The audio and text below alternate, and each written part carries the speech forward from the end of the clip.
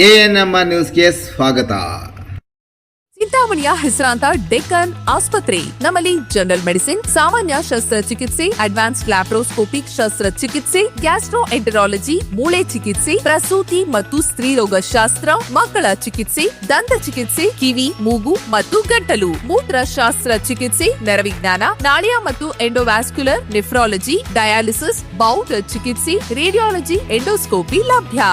ಸೌಲಭ್ಯಗಳು general ward, private ward, twin sharing ward, day care, ತುರ್ತು ward, 3 modular OT, step down ICU ಜೊತೆಗೆ ಪ್ರಮುಖ ವಿಮಾ ಕಂಪನಿಗಳೊಂದಿಗೆ ನಗದು ರಹಿತ ಸೇವೆ ಲಭ್ಯ. ಪಾಲಿಟೆಕ್ನಿಕ್ ನೂತನ ಕಟ್ಟಡದ ಕಾಮಗಾರಿ ವೀಕ್ಷಿಸಿದ ಸಚಿವ ಡಾಕ್ಟರ್ ಎಂ ಸಿ ಸುಧಾಕರ್. 76 ವರ್ಷಗಳನ್ನು ಪೂರೈಸಿರುವ ಚಿಂತಾಮಣಿ ನಗರದ ಸರ್ಕಾರಿ ಪಾಲಿಟೆಕ್ನಿಕ್ ಹಳೆ ಕಟ್ಟಡಗಳನ್ನು ತೆರವು ಮಾಡಿ ಹೊಸ ಕಟ್ಟಡ ನಿರ್ಮಾಣಕ್ಕೆ 76 ಕೋಟಿ ರುಗಳನ್ನು ಮಂಜೂರು ಮಾಡಿಸಿರುವ ಉನ್ನತ ಶಿಕ್ಷಣ ಸಚಿವ ಡಾಕ್ಟರ್ ಎಂ ಸಿ ಸುಧಾಕರ್ ಅವರು ಸದರಿ ಕಾಮಗಾರಿಗಳ ಗುಣಮಟ್ಟವನ್ನು ವೀಕ್ಷಿಸಿದರು. ಮೈಸೂರಿನ ಅಂದಿನ ಮಹಾರಾಜರಾದ ಜಯಚಾಮರಾಜ ಒಡೆಯರ್ ಬಹದ್ದೂರ್ ಅವರು 13 ಆಗಸ್ಟ್ 1951ರಲ್ಲಿ ಶಿಲಾನ್ಯಾಸ ನೆರವೇರಿಸಿ ನಿರ್ಮಾಣ ಮಾಡಿರುವ ಸರ್ಕಾರಿ ಪಾಲಿಟೆಕ್ನಿಕ್ ಕಟ್ಟಡ ಸಂಪೂರ್ಣ ಅವಸಾನದ ಅಂಚಿಗೆ ತಲುಪಿದ ಪರಿಣಾಮ ಸಚಿವ ಡಾಕ್ಟರ್ ಎಂ ಸಿ ಸುಧಾಕರ್ ಅವರು ಶಿಥಿಲವಾಗಿರುವ ಎಲ್ಲ ಹಳೆ ಕಟ್ಟಡಗಳನ್ನು ತೆರವು ಮಾಡಿ ಹೊಸ ಕಟ್ಟಡ ನಿರ್ಮಾಣಕ್ಕೆ ಮುಂದಾಗಿದ್ದು, ಅದರಂತೆ ಮೊದಲ ಹಂತದಲ್ಲಿ 26 ಕೋಟಿ ರುಗಳ ಕಟ್ಟಡ ನಿರ್ಮಾಣಕ್ಕೆ ಮಂಜೂರಾತಿ ದೊರಕಿಸಿಕೊಟ್ಟಿದ್ದು, ಸದರಿ ಕಟ್ಟಡ ಸಂಪೂರ್ಣವಾಗಿ ನಿರ್ಮಾಣವಾಗಿ ಉಪಯೋಗಿಸಲಾಗುತ್ತಿದೆ. ಇದೀಗ ಎರಡನೇ ಹಂತದಲ್ಲಿ 50 ಕೋಟಿ ರು ವೆಚ್ಚದಲ್ಲಿ ನೂತನ ಕಟ್ಟಡ ನಿರ್ಮಾಣ ಕಾಮಗಾರಿಗೆ ಚಾಲನೆ ದೊರಕಿಸಿಕೊಟ್ಟಿದ್ದು, ಪಾಲಿಟೆಕ್ನಿಕ್ನ ಪ್ರವೇಶ ದ್ವಾರದ ಕಟ್ಟಡ ಸೇರಿದಂತೆ ಇತರೆ ಎಲ್ಲ ಹಳೆ ಕಟ್ಟಡಗಳನ್ನು ನೆಲಸಮ ಮಾಡಿ ಸದರಿ ಕಾಮಗಾರಿಯನ್ನು ಕೈಗೆತ್ತಿಕೊಂಡಿರುವ ಕಾಮಗಾರಿಯನ್ನು ಸಚಿವರು, ಇಂಜಿನಿಯರ್ ಮತ್ತು ಗುತ್ತಿಗೆದಾರರೊಂದಿಗೆ ಕಟ್ಟಡ ನಿರ್ಮಾಣ ಕಾಮಗಾರಿಗಳನ್ನು ವೀಕ್ಷಿಸಿದರು. ಈ ಸಂದರ್ಭದಲ್ಲಿ ಪಾಲಿಟೆಕ್ನಿಕ್ ಪ್ರಾಂಶುಪಾಲರಾದ ವೆಂಕಟರೆಡ್ಡಿ, ಉಪನ್ಯಾಸಕರು, ಸಿಬ್ಬಂದಿ, ಲೋಕೋಪಯೋಗಿ ಇಲಾಖೆ ಡಬ್ಲ್ಯೂ ನಾಗರಾಜ್ ಸೇರಿದಂತೆ ಕಾಮಗಾರಿ ನಿರ್ವಹಿಸುವ ಸೈಟ್ನ ಇಂಜಿನಿಯರ್ಗಳು ಮತ್ತು ಸಿಬ್ಬಂದಿ ಮತ್ತಿತರರು ಉಪಸ್ಥಿತರಿದ್ದರು.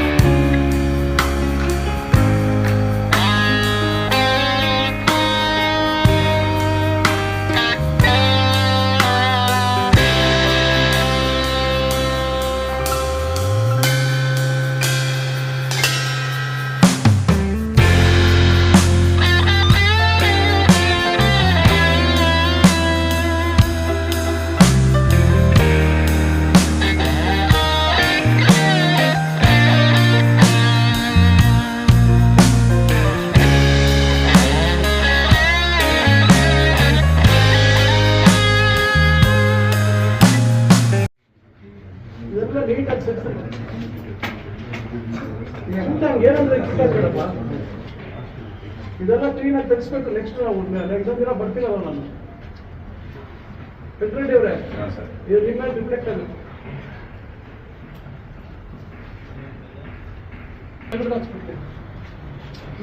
ನೀವು ಮತ್ತೆ ಅದರಲ್ಲಿ ಈಗ ನಾನೇ ಒಳಗೆ ಹೋಗ್ತೀನಿ ಅಂತ ಇಟ್ಕೊಂಡು ಎಲ್ಲ ಮಣ್ಣಾಗುತ್ತೆ. ಮಾಪ್ ಮಾಡ್ಬೇಕು. ನಿಮ್ಮ ಮನೇಲಿ ಮಾಡಲ್ವಾ ಮಾಪು? ನೀರು ಹಾಕ್ಬಿಟ್ಟು ಬಿಟ್ಬಿಡ್ತೀರಾ? ನೀರು ಫ್ಲಡ್ಡಿಂಗ್ ಮಾಡೋದೆಲ್ಲ ಇಂಪಾರ್ಟೆಂಟು. ಮಾಪ್ ಮಾಡ್ಬೇಕು. ಆಮೇಲೆ ಮಾಪ್ ಅದು ಬರುತ್ತಲ್ಲ ಕ್ಲೋತು, ಮತ್ತು ಅದ್ರ ಚೆಕ್ದು ಚೆನ್ನಾಗಿ ನೀರೆಲ್ಲ ಹೇಳ್ಕೊಂಡು ಹಿಂಡ್ಬಿಟ್ಟು ಮತ್ತೆ ಹೇಳ್ಕೋಬೇಕು. ನೀವು ಇನ್ನು ಬಾಯ್ಸಾ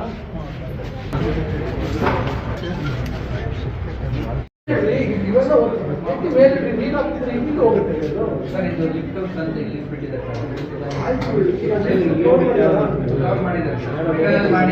ಮಕ್ಕಳೆಲ್ಲ ಓಡಾಡ್ತಾ ಇರ್ತಾರಲ್ಲ. ಈಗ ಅವ್ರಿಗೇನಾದ್ರು ಟ್ರೈನಿಂಗ್ ಇದೆಯಾ?